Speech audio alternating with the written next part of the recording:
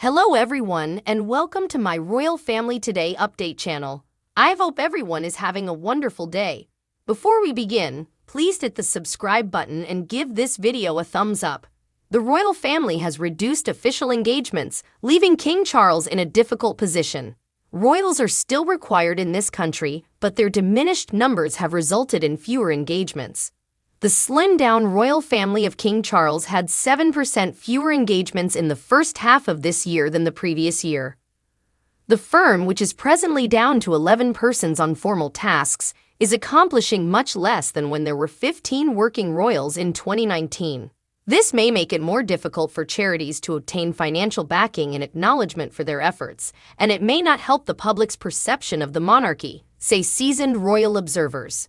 According to Patricia Treble, a Canadian writer and royal expert, they have to figure out how to live up to the late Queen's maxim, "I have to be seen to be believed." Her examination of official duties recorded in the court circular reveals that the Big Four, the King, Queen Camilla, Prince William, and Kate, have reduced their number of engagements by 11% compared to the first half of last year and 16% compared to the same period in 2019, the last entirely COVID-free year. In total, the four companies completed 514 engagements in the first 6 months of 2023, up from 578 in the same period last year and 611 in 2019.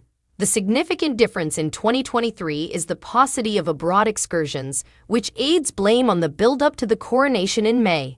According to a source, the aftermath of the Queen's death and then the coronation are certainly big factors. Looking at all 11 working royals, Charles and his family grieve the late Queen, who continued to do 100 obligations while sick in the first half of last year, helping to bring the 2022 half-year total to 1,373 engagements, up from 1,277 in the same period this year. The current 11 working royals are doing almost the same amount as they did last year, thanks to Princess Anne's assistance. She boosted her commitments to become the busiest royal of the first half of 2023, with 254 compared to 237 at the same point last year. The next busiest are the King, Edward, Sophie, Camilla, William, and the Duke of Gloucester, followed by Kate. Anne, 72, worked on official engagements for more days 104 than any other family member. Charles came in second, with 82 days. The youngest royals, William and Kate, were away on official activities for 65 and 55 days, respectively. In the near future, the King, Queen, and other senior royals are scheduled to visit some of the 14 overseas territories where Charles is also head of state, as well as other Commonwealth countries. After being postponed in March, the King and Queen are set to visit France in the autumn. All official overseas visits by members of the royal family are undertaken at the request of government, a spokesman for Buckingham Palace stated. The cost of official royal travel varies from year to year, depending on the number and nature of overseas visits. Although there is considerable argument over whether royal patrons and visitors improve money, they are unquestionably the gold standard for public recognition. The attention they receive is usually a positive endorsement, and it is a huge event for many people when a member of the royal family appears in their neighborhood. Similarly, British politicians have long emphasized the importance of royal visits abroad as a diplomatic weapon. As a result, the fact that a smaller royal family is doing less and visiting fewer people may be cause for concern. Will charities and other organizations suffer as a result? It is yet to be seen. Senior royals are also attempting to represent the King's aim to make the monarchy a campaigning force for positive change. However, royals are still needed across the country to launch schools and hospitals and to recognize neighborhood heroes. They would be well to recall the late Queen's belief that she had to be seen to be believed. The secluded UK coastal resort where King Charles travels to get away from it all. King Charles has frequently visited the little distant beach community where he inherited a castle from his grandmother, who, according to legend, purchased it for £1. The tiny village of May, located in Caithness in the north of Scotland, is home to one of King Charles' Scottish royal homes. The King has spent decades visiting the Castle of May on the seashore, which he acquired in 2002 from the Queen Mother, who bought it while mourning the death of King George VI. Princess Margaret once described the summer retreat as Mummy's drafty castle. and it is a 4.5-hour drive from the royal family's second summer residence, Balmoral Castle in Aberdeenshire. Some claim the Queen Mother was given the house for free or for as little as £1, while others claim she paid slightly under £3,000 for it. Charles has been a visitor to the area for decades, with a neighbor telling Express.co.uk that he used to see him walking on the beach when his security was less strict. The castle is normally open to the public and is only closed for a 10-day visit by Charles and Queen Camilla at the end of July and beginning of August. Many royals have visited over the years, including the Duke and Duchess of Sussex, who visited in August 2018.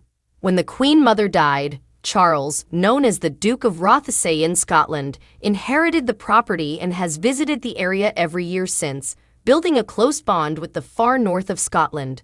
He frequently visits the May Highland Games and is interested in three North Highlands charities: the Castle of May Trust, which the Queen Mother established in 1996, the Princess Foundation, and the North Highland Initiative. Alec Ham, Charles's next-door neighbor, was born and raised in May, his family having resided there for almost a century.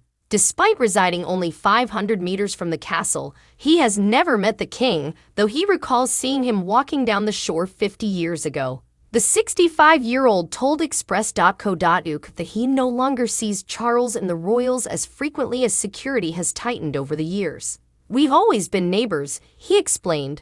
"After the war, in 1946 or 1947, my grandfather purchased the farm. We've been in May for a long time.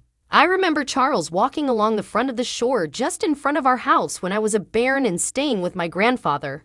In comparison to today, there was no security 50 years ago. It's all unique." They play May games and are involved in a variety of other activities. Charles, as patron of the Royal Scottish Highland Games Association, frequently visits May to participate in the Highland Games, which have been a part of Scottish culture for hundreds of years. The August celebration in May includes Highland games such as caber toss, tug of war, and hammer throw, as well as dancing and music. Mr. Ham has owned Harrow Cottages for over a decade and frequently hosts the King's security officers. Sandy, who owns the adjoining luxury accommodation Harrow Lodges with his wife Gemma, grew up in May, as did his father. Mr. Ham, who stated that he cannot recall a period when there was no royal presence in the town, told Express.co.uk that the people of May are supportive of the new king.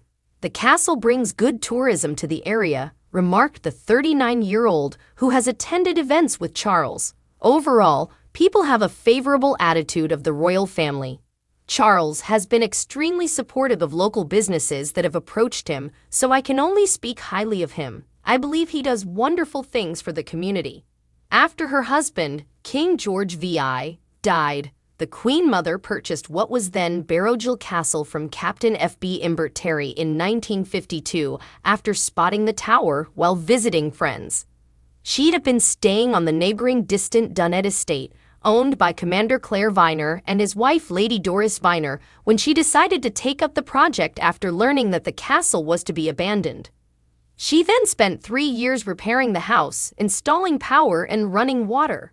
It was thus renamed the Castle of May, and the Queen Mother began spending 3 weeks there every year beginning in 1955, generally returning to London in October. The Queen Mother visited the castle, which is surrounded by 30 acres of parkland, until her death in 2002 at the age of 101, at which point it was open to the public. Granary Lodge, a 10-bedroom bed and breakfast on the castle grounds, debuted in 2019. Thanks for watching. If you like this video, so please don't forget to subscribe my channel and don't miss any update.